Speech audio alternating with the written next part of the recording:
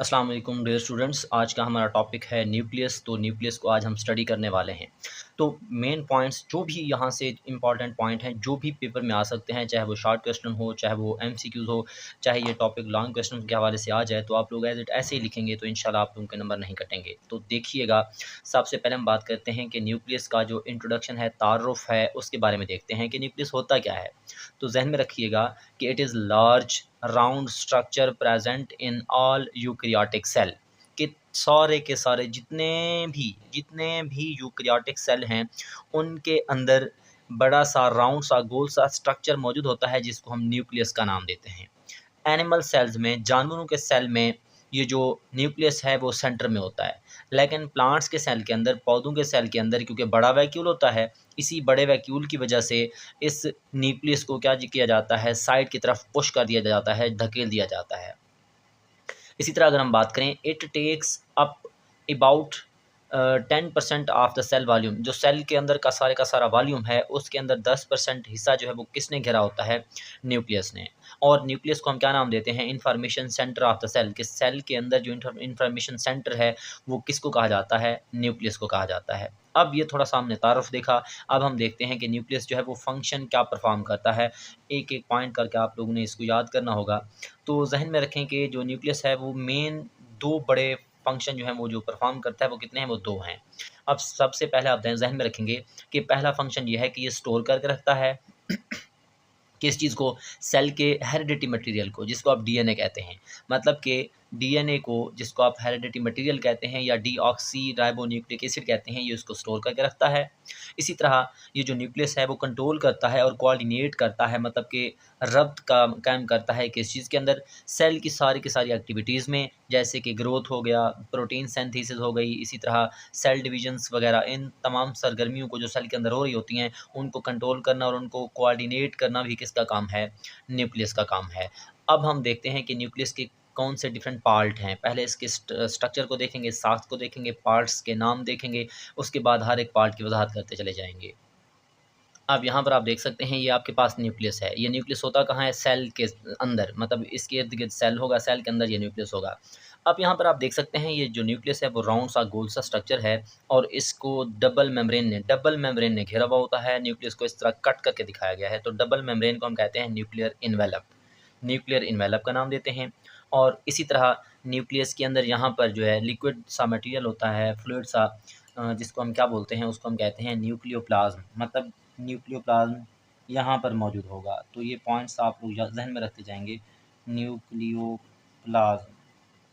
इसी तरह सबसे पहले न्यूक्लियर इन्वेलप डबल मेम्ब्रेन है जिसने इसको घेरा हुआ है। उसके बाद विरासती मादा ढीले और बारीक धागों की सूरत में है जिसको हम क्रोमैटिन कहते हैं। इसी तरह इसके अंदर फ्लूइड लाइक मटेरियल है जिसको हम न्यूक्लियोप्लाज्म कहते हैं। इसी तरह न्यूक्लियस के अंदर गहरे कलर का इलाका है, इसको हम क्या कहते हैं, न्यूक्लियोलस का नाम देते हैं। इसी तरह जो न्यूक्लियस की दीवार है जिसको आप न्यूक्लियर इन्वेलप कह रहे थे, उसके अंदर छोटे छोटे सुराख होते हैं जिनको हम न्यूक्लियर पोर्स का नाम देते हैं। इसी तरह जो न्यूक्लियस की दीवार है, बैरूनी साइड जो है वो किस चीज़ के साथ अटैच होती है, एंडोप्लाज्मिक रेटिकुलम के साथ। और इस एंडोप्लाज्मिक रेटिकुलम के साथ क्योंकि राइबोसोम अटैच हैं, इसलिए ये कौन से एंडोप्लाज्मिक रेटिकुलम होंगे, तो आप कहेंगे रफ एंडोप्लाज्मिक रेटिकुलम। अब हर एक पार्ट की पहले हम इसकी वजाहत करते हैं, उसके बाद हम इसकी वजाहत करते हैं, उसके बाद हम इसकी वजाहत करते हैं, उसके बाद इस हर एक पार्ट की वजाहत करते चले जाएंगे तो टॉपिक जो है वो एंड हो जाएगा। बात करते हैं सबसे पहले न्यूक्लियर इन्वेलप की। तो डबल मेम्ब्रेन जिसने सराउंड किया हुआ है, घेरा हुआ है न्यूक्लियस को, उसको हम न्यूक्लियर इन्वेलप का नाम देंगे। और इसी तरह क्योंकि डबल मेम्ब्रेन है, इस तरह होती है, ऐसे ऐसे न्यूक्लियस के चारों अतराफ, तो ये डबल मेम्ब्रेन है। तो इनके दरमियान जो स्पेस है उसको हम क्या कहते हैं, पेरी न्यूक्लियर स्पेस का नाम देते हैं। और ये किस चीज़ के साथ कनेक्ट होती थी, मैंने डायग्राम में दिखाया है, वो रफ एंडोप्लाज्मिक रेटिकुलम के साथ क्या होती है, कनेक्टेड होती है। इसी तरह आपके पास इट कंटेन्स प्रोटीन लाइनिंग, मतलब ये जो आपके पास दीवार है, दीवार के अंदरूनी साइड पे यहाँ पर प्रोटीन की लाइनिंग होती है, उसको हम कहते हैं न्यूक्लियर लेमिना। न्यूक्लियर लेमिना जो है वो ये फिर क्या करता है, प्रोवाइड सपोर्ट, मतलब कि ये न्यूक्लियर इन्वेलप को सपोर्ट प्रोवाइड करता है। तो ये आपके पास है न्यूक्लियर इन्वेलप जो डबल मेम्ब्रेन है। उसके बाद हम बात करते हैं, आपके पास जो नेक्स्ट है उसको हम कहते हैं न्यूक्लियर कोर। लेकिन इससे पहले हम एक और चीज़ को पढ़ लेते हैं जिसको आप कहते हो न्यूक्लियोप्लाज्म। तो मैंने पहले बताया था कि जो सेमी फ्लूइड है, जो लिक्विड है, सब्सटेंस है किस चीज़ के अंदर, सेल के न्यूक्लियस के अंदर, उसको हम क्या कहते हैं, न्यूक्लियोप्लाज्म का नाम देते हैं। इसी तरह न्यूक्लियर मटेरियल जो होगा, जिसको हम क्या कहते हैं, क्रोमाटिड कहते हैं, और यही क्रोमाटिड जो है वो किस चीज़ में होता है, न्यूक्लियोप्लाज़्म के अंदर मौजूद होता है।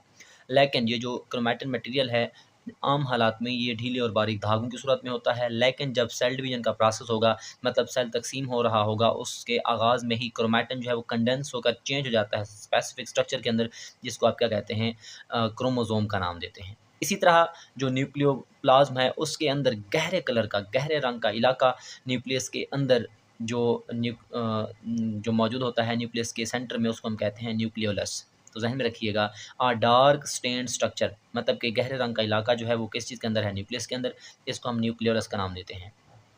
देयर आर यूजुअली 1 और 2 पर न्यूक्लियस, ये जो है अमूमन एक न्यूक्लियस के पास 2 या 1 या 2 होते हैं, और बाज़ औक़ात ये भी कहा, मतलब बुक्स में लिखा हुआ होता है कि 1 या 1 से ज़्यादा भी होते हैं। अब इसी तरह अगर हम देखें कि इसका फ़ंक्शन क्या है, तो ज़हन में रखिएगा, ये जो आपके पास न्यूक्लियोलस है, ये क्या करता है, मेक्स राइबोसोम्स सब यूनिट की, जो राइबोसोम के सब यूनिट होते हैं उनको बनाता है। इसी तरह ये जो न्यूक्लियोलस है, उसकी साइट ऑफ फॉर्मेशन क्या है, मतलब कि ये न्यूक्लियोलस कहाँ पे बनेगा, तो ज़हन में रखिएगा कि जो आपके पास क्रोमोसोम होते हैं, क्रोमोसोम के ऊपर एक स्पेशल रीजन होता है, जिसको हम कहते हैं NORS, मतलब न्यूक्लियर ऑर्गेनाइज़र रीजन, और ये वो रीजन है जहाँ पर न्यूक्लियोलस बनता है। इसी तरह अगर बात करें कि जो आपके पास न्यूक्लियोलस है, इसके पास 2 पार्ट्स होते हैं। एक पार्ट को जो है हम नाम देते हैं, यहाँ पर आप देख सकते हैं, peripheral granular peripheral peripheral granular region भी कहते हैं, मटेरियल भी कहते हैं, और इसके अंदर क्या चीज़ मौजूद होती है, राइबोसोम के पार्ट्स बनते हैं, मतलब जो बनते हैं वो इसी के पास होते हैं। इसी तरह फेब्रिलर मटेरियल या फेब्रिलर रीजन भी कह सकते हैं, ये बैरूनी तरफ होता है, ये सेंट्रल की तरफ होता है, और इसके अंदर कौन सी चीज़ मौजूद मौजूद होती है, तो आप ज़हन में रखेंगे, राइबोसोमल RNA और प्रोटीन मौजूद होते हैं। इसी तरह हम बात कर लेते हैं किस चीज़ की, न्यूक्लियर पोर्स की। तो मैंने आपको पहले बताया है कि जो न्यूक्लियस के अंदर न्यूक्लियस की दीवार है, जिसको आप न्यूक्लियर इन्वेलप कहते हैं, न्यूक्लियर मेम्ब्रेन कहते हैं, उसके अंदर टाइनी होल्स होते हैं, छोटे-छोटे सुराख होते हैं, उनको हम क्या बोलते हैं, न्यूक्लियर पोर्स का नाम देते हैं। और क्योंकि ये जो सुराख हैं, वो क्या करते हैं, मूवमेंट को कंट्रोल करते हैं, इजाज़त देते हैं किस चीज़ की, मॉलिक्यूल की, और वो मॉलिक्यूल्स कहाँ से कहाँ जा रहे होते हैं, साइटोप्लाज़्म से न्यूक्लियस में, और न्यूक्लियस से साइटोप्लाज़्म में, आर-पार जो मूवमेंट है मॉलिक्यूल्स की, उसको कौन कंट्रोल कर रहा होता है, उसको कौन कौन इजाज़त दे रहा होता है, तो आप बताएँगे न्यूक्लियर पोर्स। इसी तरह स्मॉल मॉलिक्यूल्स, मतलब जो छोटे मॉलिक्यूल्स होते हैं, वो इनमें से आसानी से गुज़र सकते हैं, लेकिन बड़े मॉलिक्यूल जैसे कि लार्ज प्रोटीन, इसकी एग्जांपल आप हिस्टोन प्रोटीन ले लें, ये एक लार्ज प्रोटीन है, जो कि जब दाखिल होगी तो उसको सेलेक्ट करके मतलब भेजा जाएगा अंदर की तरफ, ये आसानी से नहीं जा सकते, लेकिन छोटे मॉलिक्यूल जो हैं वो क्या करते हैं, आसानी से जा सकते हैं। अब ज़हन में रखिएगा कि जो न्यूक्लियर पोर है, वो एक मतलब स्पेशल स्ट्रक्चर रखेगा, जिसको हम बोलेंगे न्यूक्लियर पोर कम्प्लेक्स। अब हम उसकी पहले जो स्केच है उसका, उसकी वजाहत करते हैं, उसके बाद उसकी थ्योरी को देख लेंगे। अब आप देखें, ये आपके पास न्यूक्लियस है। अब न्यूक्लियस की दीवार के इर्द-गिर्द, मतलब इसके अंदर आप देख सकते हैं छोटे-छोटे जो सुराख हैं। इन्हीं सुराखों में से, मतलब ये वाला ऐसे अगर हम पोर्शन काट कर देखें, तो ये आपको कुछ यूँ नज़र आता है, देखें। ये आपके पास सारे का सारा जो हमने न्यूक्लियर पोर्स का जो इर्द-गिर्द की न्यूक्लियर मतलब इन्वेलप थी, जिसके पास न्यूक्लियर पोर मौजूद है, उसको हमने पार्ट को काट कर बड़ा करके देखा है माइक्रोस्कोप में, तो उसके अंदर कुछ यूँ चीज़ें नज़र आती हैं। अब आप देखिएगा कि इसके, क्योंकि मैंने कहा था न्यूक्लियर एनवेलप जो है वो डबल मेम्ब्रेन है, तो ये आउटर मेम्ब्रेन होगी, ये इनर मेम्ब्रेन होगी। दोनों को कलेक्टिवली क्या बोलेंगे, न्यूक्लियर एनवेलप का नाम देंगे।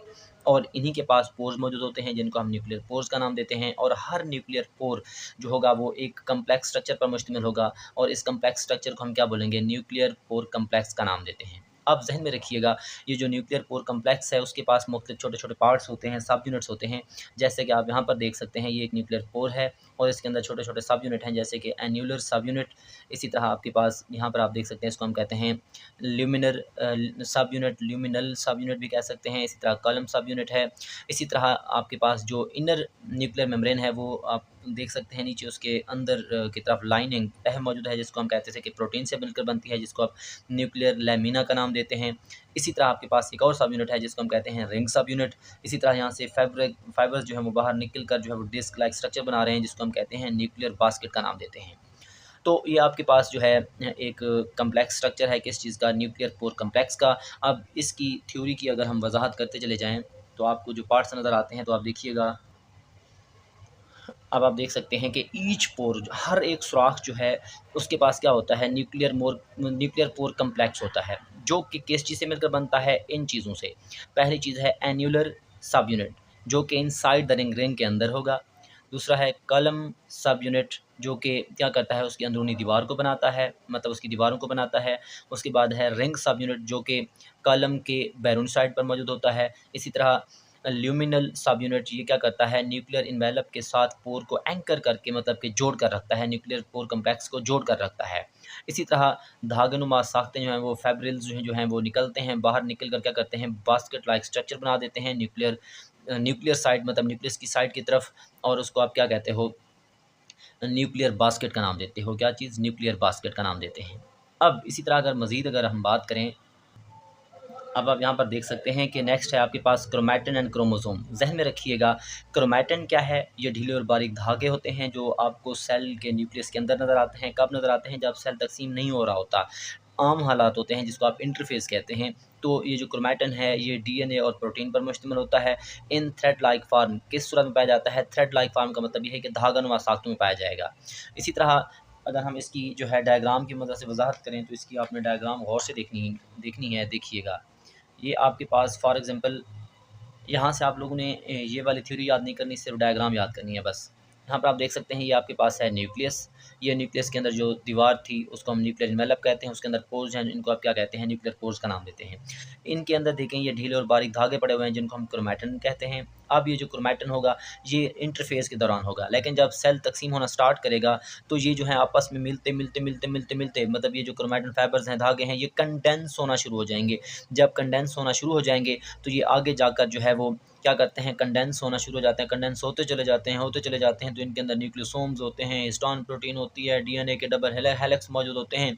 इसी तरह जो है जहन में रखेंगे कि जो आपके पास ये आपके पास हिस्टोन प्रोटीन है, हिस्टोन प्रोटीन के इर्द गिर्द जो डीएनए का स्ट्रैंड है वो इस तरह कॉइल करके एक गोल साख्त बना देता है, जिसको हम क्या कहते हैं, न्यूक्लियोसोम का नाम देते हैं।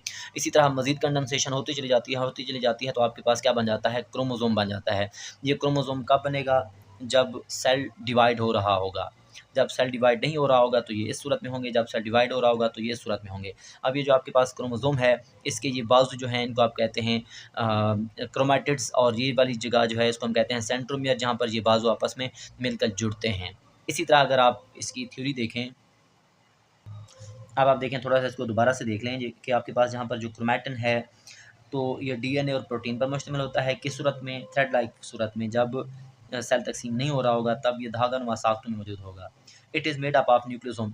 अब मैंने दिखाया आप लोगों को, ये जो आपके पास थ्रेड लाइक स्ट्रक्चर है वो किस चीज़ से मिलकर बनती है, न्यूक्लियोसोम से। और न्यूक्लियोसोम क्या होते हैं, डीएनए जो है वो रैप करता है, मतलब wrapped around histone protein. For example इस तरह ऐसे, ये हिस्टोन प्रोटीन है, इसके इर्द-गिर्द ऐसे डीएनए का जो स्ट्रैंड है वो इस तरह गोल स्ट्रक्चर बना देता है, इसको हम क्या बोलते हैं, हिस्टोन प्रोटीन का नाम देते हैं। अब ज़हन में रखिएगा, ड्यूरिंग सेल डिवीजन, लेकिन सेल जब डिवाइड हो रहा होगा, ये सारे का सारा प्रोसेस इंटरफेस के दौरान था, लेकिन जब सेल डिवाइड हो रहा होगा, सेल डिवीजन हो रही होगी, तब ये जो क्रोमैटिन है ये कंडेंस हो जाएगा स्पेसिफिक स्ट्रक्चर के अंदर, जिसको हम क्या कहते हैं, क्रोमोसोम का नाम देते हैं। इसी तरह अगर हम बात करें ड्यूरिंग इंटरफेस के दौरान, when is carrying out it's normal functions, मतलब कि व्हेन सेल इज़, जब सेल जो है वो अपने नॉर्मल फंक्शंस परफॉर्म कर रहा होता है, the chromatin is dispersed, chromatin जो है वो डिस्पर्स हो जाता है थ्रू द न्यूक्लियस, न्यूक्लियस के अंदर इस तरह पाया जाता है, मतलब पूरे न्यूक्लियस के अंदर फैला हुआ होता है, in the form of a tangle of fibres के एक गुच्छे की सूरत में मौजूद होता है, और उसको हम क्या कहते हैं, क्रोमैटिन कहते हैं। तो आप देखिएगा, when the cell is divide, जब सेल डिवाइड करता है, ऑल क्रोमैटिन स्ट्रैंड्स, जितने भी क्रोमैटिन के धागे हैं, और कंप्रेस्ड, वो इस तरह कंप्रेस्ड होते चले जाते हैं और स्पेशल स्ट्रक्चर के अंदर चेंज हो जाते हैं, जिसको हम क्या बोलते हैं, आप इसको क्या कहते हैं, क्रोमोसोम का नाम देते हैं। अब स्ट्रक्चर ऑफ क्रोमोसोम की बात की जाए तो क्रोमोसोम जो है वो दो चीज़ों से मिलकर बनता है। एक को हम कहते हैं टू आर्म्स, जैसे मैंने आपको दिखाया है कि इस तरह जो है वो टू आर्म्स होते हैं ऐसे। ये आपके पास क्रोमोसोम का स्ट्रक्चर है, ये आपके पास क्रोमाटिड्स हैं, टू आर्म्स हैं जिनको आप क्रोमाटिड्स कह रहे हो। इसी तरह जहाँ पर ये आपस में जुड़ते हैं उसको हम कहते हैं क्या चीज़, सेंट्रोमियर, ये सेंट्रल पॉइंट है। इसी तरह अगर क्रोमोसोम नंबर की बात करें तो जहन में रखेंगे कि स्पेसिफिक स्पीशीज़, एक स्पेसिफिक स्पीशीज़ के जितने भी मेंबर होंगे उनके अंदर फिक्स्ड नंबर ऑफ क्रोमोसोम होंगे। जैसे कि इंसान की स्पीशीज़ है तो स्पीशीज़ तो इंसान है, लेकिन उसके अंदर इंसान तो बहुत सारे हैं, तो उनके हर एक के सेल के अंदर जो है 46 क्रोमोसोम होते हैं। ज़हन में रखिएगा 46 क्रोमोसोम कब होंगे, जब वो डिप्लॉयड सेल होगा, मतलब बॉडी का सेल, जिसको आप 2n कहते हो। लेकिन अगर आप ये देखेंगे कि एग और स्पर्म के अंदर जो है वो कितने सेल होते हैं, तो हैप्लॉइड हो जाते हैं और उनकी तादाद कितनी हो जाएगी, 23। ज़हन में रखेंगे। अब मैनी रेंज मतलब ये जो आपके पास क्रोमोसोम की तादाद है वो बड़ी रेंज में होती है, मुख्तलिफ जानदारों के अंदर मुख्तलिफ हो सकती है, इनकी रेंज भी बहुत ज़्यादा है। जैसे कि एज़ लो कम अज़ कम जो हैं वो एक मतलब जिसको आप सम ऑन्ट कहते हैं, कुछ जो चींटियाँ हैं उनके अंदर क्रोमोसोम की तादाद 2 होती है, ये मिनिमम है। मैक्सिमम कहाँ पर है, इंडियन फर्न, ये इंडिया के अंदर पाए जाने वाले फर्न्स हैं, पौधे हैं, और उनके अंदर जो है वो हाईएस्ट नंबर ऑफ क्रोमोसोम होते हैं, जैसे कि वो कितने हैं, 1260। तो ये आपके पास आसान और सिंपल सा टॉपिक है जिसको हमने न्यूक्लियस का नाम दिया है। होप समझ आ गया होगा। अगर कोई चीज़ पॉइंट या कोई भी चीज़ समझ नहीं आई तो आप कमेंट सेक्शन में जाकर जो है वो कमेंट कर सकते हैं, तो इंशाल्लाह आप लोगों का कोई भी जो पॉइंट होगा, जो कन्फ्यूजन होगी वो क्लियर कर दी जाएगी। दुआ में याद रखिएगा। अल्लाह हाफ़िज़।